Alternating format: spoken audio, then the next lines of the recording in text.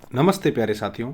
आज हम आकलन 11 हल करने जा रहे हैं, जिसका पहला प्रश्न हमें बोल रहा है संख्या 9 लाख, फिर है 91,000 और 3। तो कहने का मतलब ये हो गया 3 दहाई का इसने जिक्र नहीं किया, सैकड़ा का भी इसने जिक्र नहीं किया। हजार की बात करें तो 9 और 1 91,000 बताए हैं और 9 लाख बताया है। तो ये 9,91,000 3 है वो विकल्प नंबर 1 में सही है। वैसे आप इसको ऐसे भी काट सकते थे, ये 5 अंकों की है इसलिए हजार में ही रहेगी, 5 अंकों की है इसलिए हजार में ही रहेगी, और 4 अंकों वाली है इसलिए भी हजार में ही रहेगी। लाख में कम से कम हमें 6 अंक चाहिए होते हैं। दूसरा प्रश्न हमें बोल रहा है अपने पास है 2,57,000 और फिर है 601 साथियों।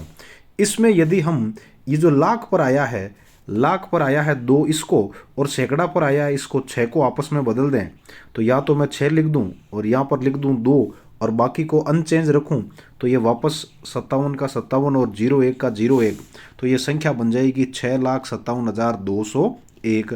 तो 6,57,201 है वो आपके विकल्प नंबर 4 में दिया हुआ है, जो कि आपका सही आंसर है।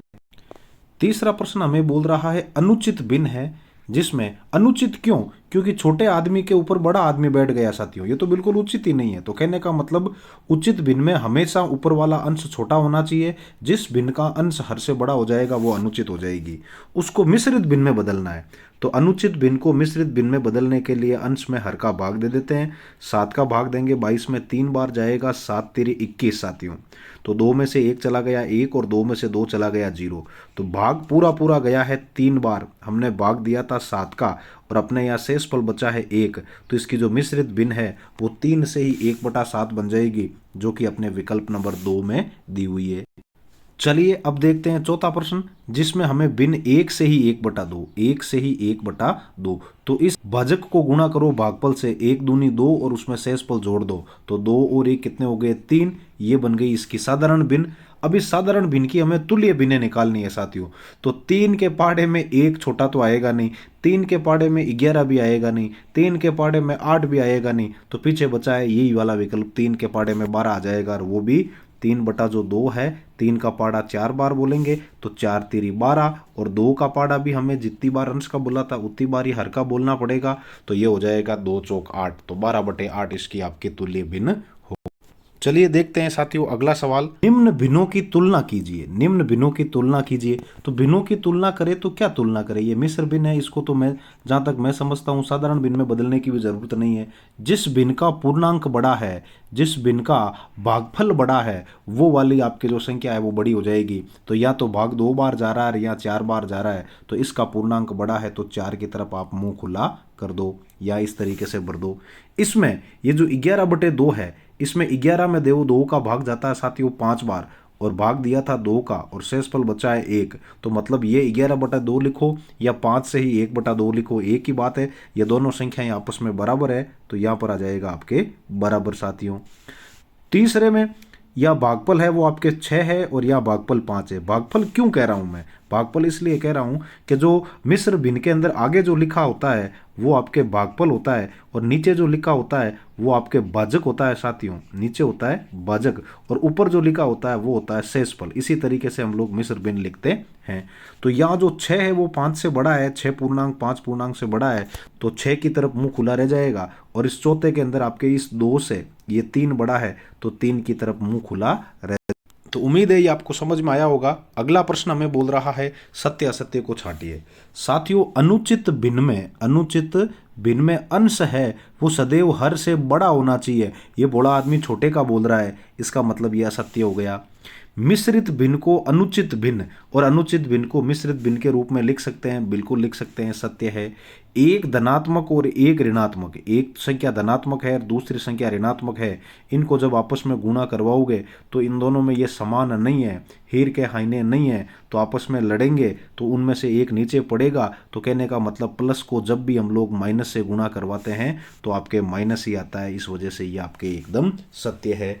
देखिए अगला, 2 ऋणात्मक संख्याओं का योगफल जब भी करना हो, योगफल का मतलब पहली संख्या भी आपके माइनस में है, दूसरी भी माइनस में है, और यदि आप उनको जोड़ते हो तब तो साथियों जो आपके वापस माइनस ही आएगा, क्योंकि लड़ते हैं तब माइनस माइनस प्लस होता है। लड़ने का मतलब आपके गुणा करना, और जोड़ने का मतलब है तो उधार दिया था और उधार दे दिया तो वो तो टोटा ही था, तो टोटा ही था ही रहेगा, वो धनात्मक आपके नहीं होगा। तो ये आपने हो गया असत्य।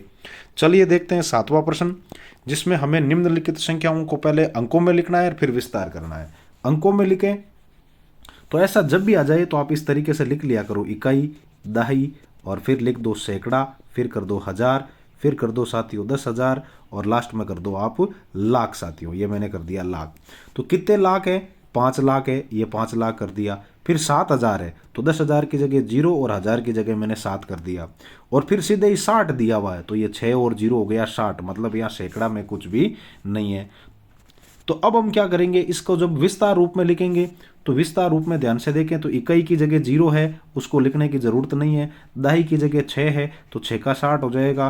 सैकड़ा की जगह 0 है तो उसको 0 लिख देंगे। 1000 की जगह 7 है तो वो फिर आपके 7,000 हो जाएगा साथियों।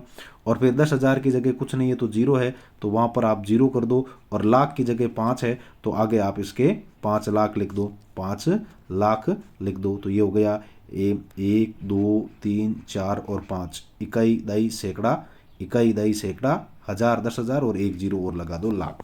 तो इस तरीके से हमने यहाँ पहले 5 लाख लिख दिया, फिर 7,000 कर दिया और फिर 60 कर दिया, क्योंकि जिसका स्थानीय मान 0 है उसको लिखने की ज़रूरत नहीं है। तो इसी प्रकार से इसका जो दूसरा है, दूसरे में साथियों आपको 1 लाख दिया हुआ, दूसरे में आपको 1 लाख दिया है तो मैंने यहाँ लाख की जगह 1 कर दिया। फिर 1,000 है तो 1000 की जगह 1 कर दिया। और फिर 1 है तो इकाई की जगह 1 कर दिया। अब जो जो खाली है वहाँ 0 कर दो। इसमें अमूमन कई बच्चे क्या करते हैं, कई बार बच्चे क्या करते हैं, ये 1 लाख 1,000 और 1 लिख के और इसको 111 को ही 1 लाख 1,001 समझते हैं, जो कि गलत है। आपको पहले इस तरीके से लिखना होगा, फिर जो जहाँ दिया हुआ है वहाँ लिखो, और जो खाली है जिसका जिक्र नहीं है उसकी जगह 0 करो। तो इस तरीके से ये हो गया अपने 1 लाख 1,001। इसका आप विस्तार रूप करोगे तो इकाई 1 है तो 1 लिख दिया, दाई नहीं है छोड़ दो, सैकड़ा 0 है छोड़ दो, 1000 की जगह 1 है 1 लिख दो, 10,000 नहीं है 10,000 की जगह 0 है छोड़ दो, और लाख की जगह 1 है तो उसको आप 1 लाख इस तरीके से लिख सकते। उम्मीद है आपको ये समझ में आ रहा है। चलिए देखते हैं इस आकलन प्रपत्र का आखिरी 8वां प्रश्न। 8वां प्रश्न हमें बोल रहा है निम्नलिखित को आरोही क्रम में लिखो। आरोही का मतलब होता है साथियों छोटे से बड़े की ओर। जब हम सबसे छोटी संख्या का जिक्र करें तो सबसे छोटी संख्या वही होगी जिसमें अंक सबसे कम होंगे। तो यहाँ मैं देख पा रहा हूँ ये 9,087 है, इसमें 4 अंक ही है तो ये सबसे छोटी होगी, तो इसको पहले नंबर पे लिख दो 9,087। फिर इससे बड़ी 5 अंक वाली संख्या ढूंढे तो ये दूसरी मिल गई आपको, ये हो गई। अब दो संख्याएं 6 अंकों वाली है, मतलब लाख में 2 संख्याएं हैं, इसमें लाख वाला अंक 6 है और इसमें लाख वाला अंक 1 है, तो 1 लाख है वो छोटी है तो ये आ जाएगी तीसरे नंबर पर, और सबसे बड़ी हो गई 6,08,000। तो इस तरीके से हमने इसको हल कर दिया। अब देखें इसका आखिरी प्रश्न। आखिरी प्रश्न हमें बोल रहा है साथियों, पहले दिया हुआ है 15,002, फिर दे दिया 3,02,000, फिर दे दिया 8,700 और फिर दे दिया 5,000। तो 1000 में सबसे छोटा 5,005 है, ये पहले नंबर पे आ गया। फिर 5,000 से बड़ा साथियों इसमें आपके 8,713 है तो ये दूसरे नंबर पे आ गया। फिर इससे बड़ा जब बात करें तो 15,000 है तो 15,002 आपके तीसरे नंबर पे आ गया। और लाखों की बात तो सबसे अंत में ही होती है तो ये 3 लाख और 2,000 हो गए। इस तरीके से हमने इस आकलन पत्र को आसानी से हल करने की कोशिश की है। उम्मीद है आपको ये समझ में आया होगा। फिर मिलते हैं अगले आकलन में, तब तक के लिए जय हिंद, राम राम।